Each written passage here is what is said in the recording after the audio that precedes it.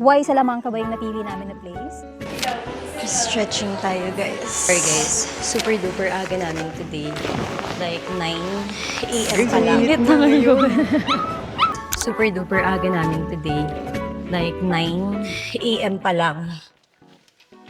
Kasi, napag-decide na namin na marami kaming magagawa pag maaga kami mag-gym. Kasi after namin mag-gym, we'll do Bible study, and then mag-aral tayo. And then, pahinga, then work. So, ganun siya. Balance lang. Kailangan namin, it's either gym or 10,000 steps every day. So, let's go. As you can see, guys, ito yung locker ng mga babae. Di ba? Ang lawak. Meron pa yan dito sa loob. Kasi if maliligo ka, yan siya.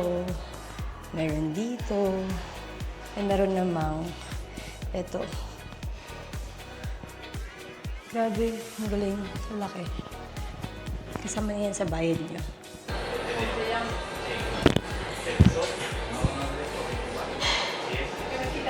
Stretching tayo, guys.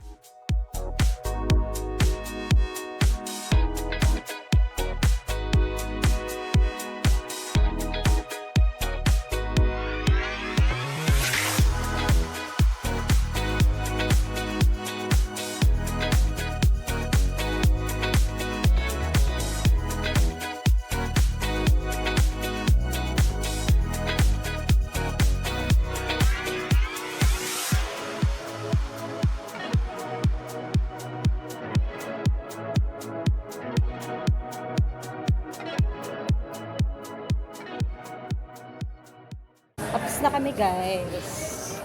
Grabe, 2 oras na workout yun. Hey guys, today is Saturday. Since walang grocery tomorrow because it's gonna be Sunday. So, we're gonna go to the grocery. And this is gonna be another vlog. Guys, ang init na ngayon. Ang cute. Look at the dog. Umiiyak siya. Umiiyak yung dog. Ikaw nga, iyak ka nga.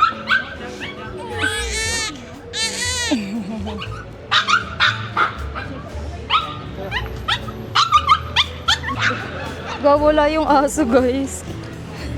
Gawala siya. Ang init, super. Kasi 20 degree na ngayon. Pero again, hindi pa rin siya kagaya sa Pilipinas na malagkit na mainit. Dito mainit lang siya, ang sarap sa balat. Kasi may hangin pa rin siya at some point. Andito na naman si Dora, guys. Samahan niyo kaming mamili.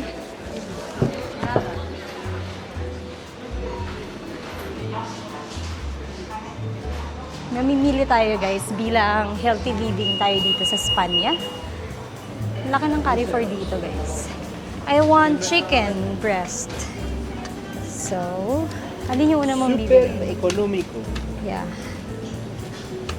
So, this is, yung una namin kukunin is €4 and 8 Isa. Kailangan ko tatlo. cent. Ikaw. So, 3 minus 2. Ilan sa'yo? 2. Dalawa? May dalawa pa ako nagkara dun eh. Sa'yo na lang Yun yan. na lang yung sa'yo? Sa'yo na lang yan. Guys, nasa Ilan paano sa'yo? ugali. 2 nga. Dalawa? Yep. So, another. Okay. Dito kasi, guys, nagluluto Mahal ng siya. beef.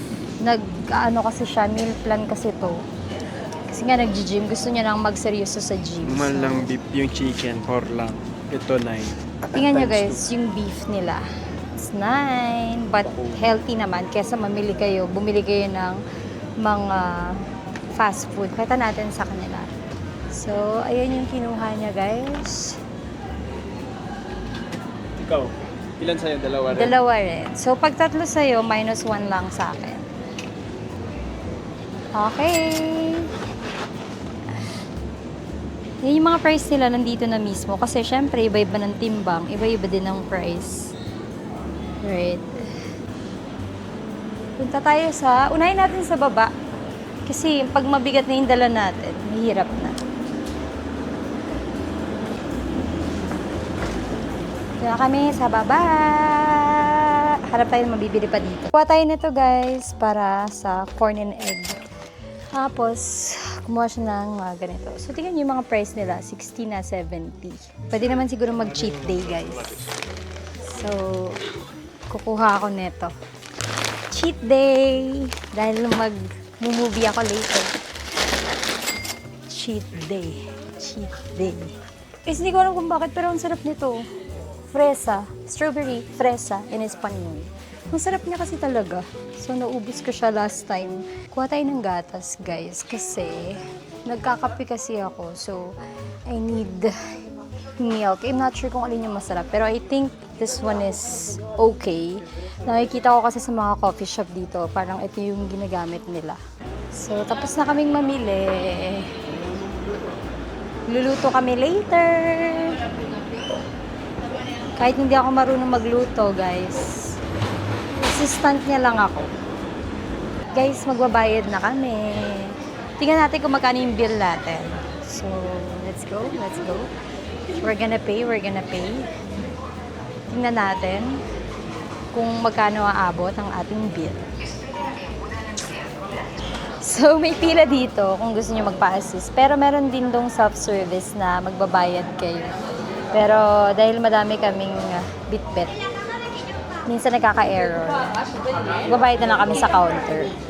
Matik siya, guys.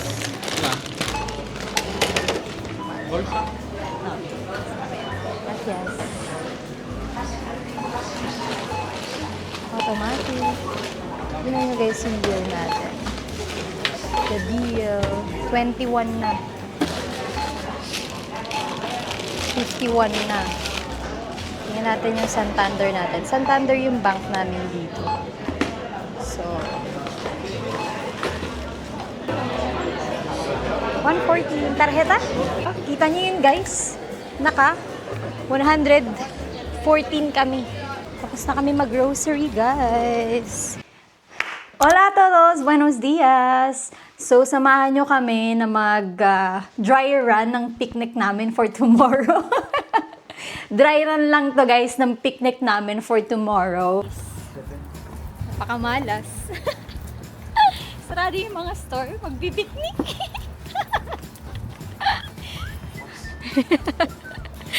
Nawala na siya ng ano guys. Pag-asa. Yung una na yung pinuntahan, ayaw gumana ng card. Dito tayo sa Carrefour. Open siya, so let's see kung merong strawberry. Yun na yung napanamili namin guys. Strawberry, yellow. May tissue. Ay, hindi pala, mababasa pala yun. Nabili na siya.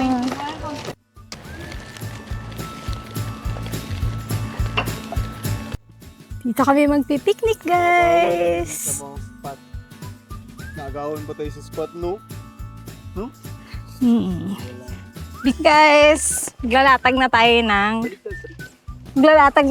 ng pang-camping ng picnic natin. Dito tayo. And then, syempre, lagyan na natin yung mga food natin. Uy, yung strawberry mo, dapat bumili ka na. Ay, panghugas ng strawberry meron? Okay.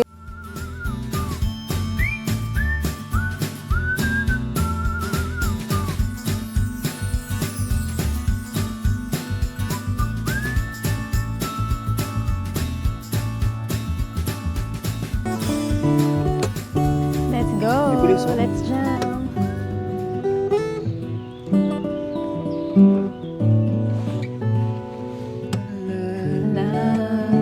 Sa aking kwarto at nagmumuni ang tanong sa aking sarili, saan ako nagkamali?